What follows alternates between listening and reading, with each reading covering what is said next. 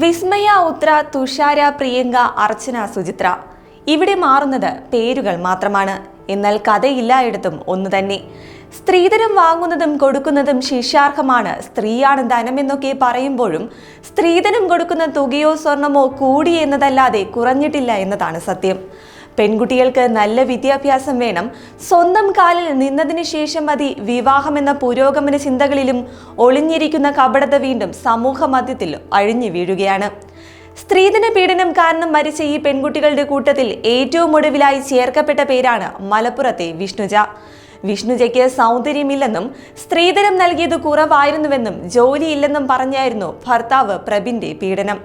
പ്രബിൻ വിഷ്ണുജയെ സ്ഥിരമായി മർദ്ദിക്കുമായിരുന്നുവെന്നാണ് ബന്ധു തന്നെ തുറന്ന് സമ്മതിച്ചിരിക്കുന്നത്. സ്വന്തം ബൈക്കിൽ ഭാര്യയെ കയറ്റാൻ പോലും പ്രബിന് താല്പര്യമില്ലായിരുന്നുവെന്നും നാട്ടുകാർ കണ്ടാൽ നാണക്കേടാണെന്നുമാണ് ഇയാൾ പറഞ്ഞിരുന്നത്. നിരന്തരം യാത്രകൾ പോകുമായിരുന്ന പ്രബിൻ ഒരിടത്തേക്കും വിഷ്ണുജയെ കൂട്ടിയിരുന്നില്ല എന്നാണ് പുറത്തു വരുന്ന വിവരം. അതേസമയം വിഷ്ണുജയുടെ സുഹൃത്തുക്കളുടെ വെളിപ്പെടുത്തലും ഇപ്പോൾ പുറത്തു വരികയാണ്. വിഷ്ണുജയെ ഭർത്താവ് പ്രബിൻ ശാരീരികമായി ഉപദ്രവിക്കാറുണ്ടെന്നാണ് സുഹൃത്തുക്കളുടെ വെളിപ്പെടുത്തൽ. വിഷ്ണുജയെ പ്രബിൻ കഴുത്തിന് പിടിക്കുകയും അടിക്കുകയും ചെയ്യുമായിരുന്നു. കൂടാതെ വിഷ്ണുജയുടെ വാട്സാപ്പ് പ്രബിന്റെ ഫോണിൽ കണക്ട് ചെയ്തിട്ടുണ്ട്. ഭർത്തൃ വീട്ടിൽ അനുഭവിക്കുന്ന ക്രൂരതകൾ ഫോണിലൂടെ പോലും വിഷ്ണുജയ്ക്ക് മറ്റൊരാളുമായി പങ്കുവയ്ക്കാൻ കഴിയാത്ത സ്ഥിതിയായിരുന്നു. ഭർത്താവ് പ്രബിൻ വിഷ്ണുജയെ മർദ്ദിച്ചിരുന്നുവെന്നും അതിനുശേഷം മാപ്പ് പറഞ്ഞ് കാല് പിടിക്കുമെന്നും വിഷ്ണുജ പറഞ്ഞിരുന്നതായി സുഹൃത്തുക്കൾ പറയുന്നു. കാല് പിടിച്ച് പിന്നാലെ വരുന്നതോടെ വിഷ്ണുജ ഇതെല്ലാം ക്ഷമിക്കും. ഇക്കാര്യം വീട്ടിൽ പറയണമെന്ന് പറയുമ്പോൾ പ്രബിൻ പാവമാണെന്നും താൻ നേരെയാക്കിയെടുത്തോളാമെന്നും നിങ്ങളാരും സംസാരിക്കേണ്ടതില്ലെന്നും വിഷ്ണുജ പറയാറുണ്ടായിരുന്നെന്നും സുഹൃത്തുക്കൾ വെളിപ്പെടുത്തുന്നു. വളരെ ഞെട്ടിക്കുന്ന വെളിപ്പെടുത്തലുകൾ തന്നെയാണ് വിഷ്ണുജ കേസിൽ പുറത്തു വന്നുകൊണ്ടിരിക്കുന്നത്. കഴിഞ്ഞ വ്യാഴാഴ്ചയാണ് വിഷ്ണുജയെ വീട്ടിൽ തൂങ്ങി മരിച്ച നിലയിൽ കണ്ടെത്തിയത്. രണ്ട് കൈയിൽ നിന്നും രക്തം വാർന്ന നിലയിലായിരുന്നു വിഷ്ണുജ. എന്തായാലും സ്ത്രീധനം ആവശ്യപ്പെട്ടാൽ 5 വർഷം വരെ തടവ് ശിക്ഷ ലഭിക്കാവുന്ന 1961 പാർലമെന്റ് പാസാക്കിയ ശക്തമായ നിയമം രാജ്യത്തുള്ളപ്പോഴാണ് സ്ത്രീധന പീഡനങ്ങളും ദാരുണ മരണങ്ങളും കേരളത്തിൽ ആവർത്തിക്കുന്നത്.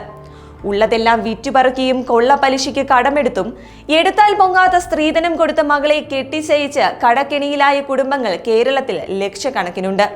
കഴിഞ്ഞ 6 വർഷത്തിനിടെ 80 യുവതികളാണ് സ്ത്രീധന പീഡനം സഹിക്കാനാകാതെ ജീവനൊടുക്കിയത്. ഇതിൽ സ്ത്രീധനം കുറഞ്ഞു പോയതിന് ഭാര്യയെ കെട്ടിത്തൂക്കിയും തീ കൊളുത്തിയും പട്ടിണിക്കിട്ടും പാമ്പിനെ കൊണ്ട് കടുപ്പിച്ചും കൊലപ്പെടുത്തിയ കിരാത സംഭവങ്ങൾക്കും നമ്മുടെ കൊച്ചു കേരളം സാക്ഷിയായി.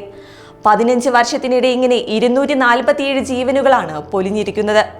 കൊട്ടക്കണക്കിന് സ്ത്രീധനം കൊടുക്കാനില്ലാത്തതിനാൽ തന്റെ സ്നേഹം നിരാകരിക്കപ്പെട്ടതിനെ തുടർന്ന് ജീവനൊടുക്കിയ തിരുവനന്തപുരം മെഡിക്കൽ കോളേജിലെ ഡോക്ടറും ഇക്കൂട്ടത്തിൽപ്പെടും. ഉന്നത വിദ്യാഭ്യാസം ലഭിച്ച പെൺകുട്ടികൾക്ക് പോലും മാനസിക ശാരീരിക പീഡനങ്ങൾക്ക് മുന്നിൽ പിടിച്ചു നിൽക്കാനാകില്ല എന്നത് സമൂഹം നേരിടുന്ന ഒരു ഭീഷണിയാണ്. പരാതി കിട്ടിയാൽ പ്രാഥമിക പരിശോധനയ്ക്ക് ശേഷം ജാമ്യമില്ലാ കേസെടുത്ത് പ്രതിയെ അറസ്റ്റ് ചെയ്യാമെന്നിരിക്കെയാണ് പന്തീരാങ്കാവ് കേസിലെ പ്രതി രാഹുൽ ഉൾപ്പെടെയുള്ളവർ പോലീസ് തണലിൽ വിലസിയതും രാജ്യം വിട്ടതും. സ്ത്രീധന പീഡനം ക്രിമിനൽ കുറ്റമാണ്. വിവാഹ ചെലവിനെന്ന പേരിൽ വധുവിന് വീട്ടുകാരിൽ നിന്നും വാങ്ങുന്ന പണം പോലും സ്ത്രീധനത്തിന്റെ പരിധിയിൽ വരുന്നു. വിവാഹത്തിന് ലഭിക്കുന്ന സമ്മാനങ്ങളുടെ പട്ടിക രേഖയായി സൂക്ഷിക്കണമെന്നാണ് നിയമം പോലും പറയുന്നത്. സർക്കാർ ഉദ്യോഗസ്ഥരോ വിവാഹം ചെയ്യുമ്പോൾ സ്ത്രീധനം ആവശ്യപ്പെടുകയോ വാങ്ങുകയോ കൊടുക്കുകയോ ചെയ്തിട്ടില്ലെന്ന് സത്യവാങ്മൂലം നൽകണം.